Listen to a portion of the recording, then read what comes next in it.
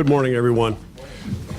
Our trip is a little bit different because today we'll be going, the Military Affairs Group will be going to the Pentagon for a day of briefings by senior officials from both military and civilian from the departments of the Army, Air Force, and the Navy. So what we're really doing today is listening, because oftentimes what we have found in the past is when we listen to what these officials tell us, they're trying to get a message to the Hill without them overtly doing it. And so what we find is by tomorrow, there will be things that we learn today that we'll be able to advocate more effectively to our elected representatives.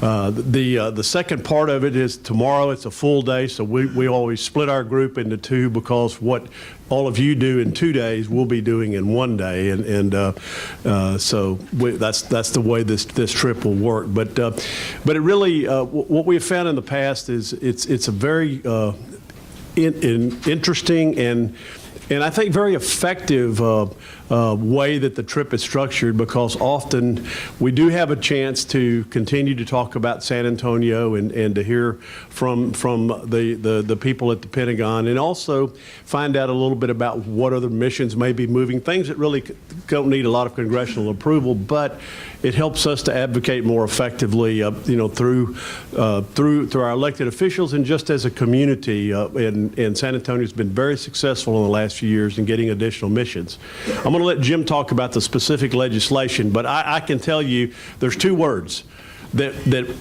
if you said what's the top priority, I could say it may be really the only priority or certainly the most important priority, and that's end sequestration.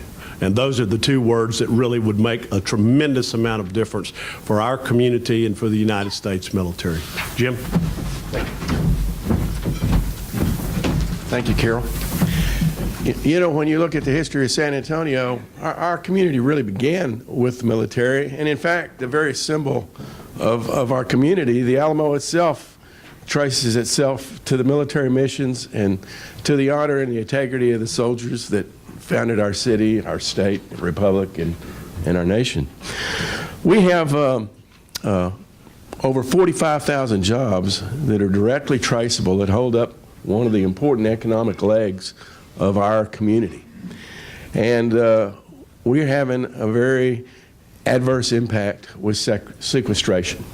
And the worst part of it has not hit yet. The worst part of it is going to hit toward the end of this year.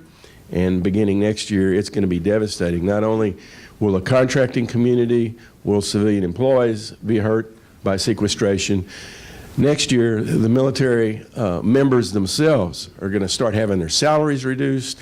They're going to start getting laid off. This is terrible, and it needs to stop. And we need to communicate to people that this needs to end.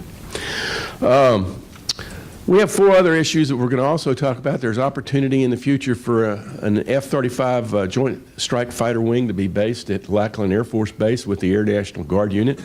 We're going to lobby to try and get efforts to make sure that can happen in the future. We're going to encourage the Department of Defense to conduct a study on the benefits of representatives of our local universities working with the military's Transition Assistance Program to include their participants with the military folks to try and help folks coming out of the military to transition into civilian programs and employments.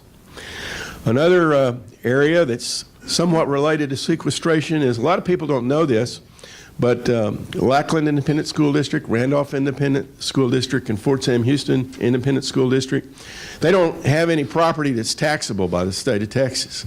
So consequently, all of the funding that those school districts and students get to primarily educate their students and meet their fundamental core responsibility of providing education comes from what's called Impact Aid, which is a federal program to provide education dollars for those districts.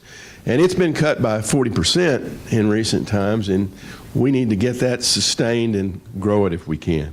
Finally, there's a number of military construction projects that I won't get into, whose continuation and completion is critical.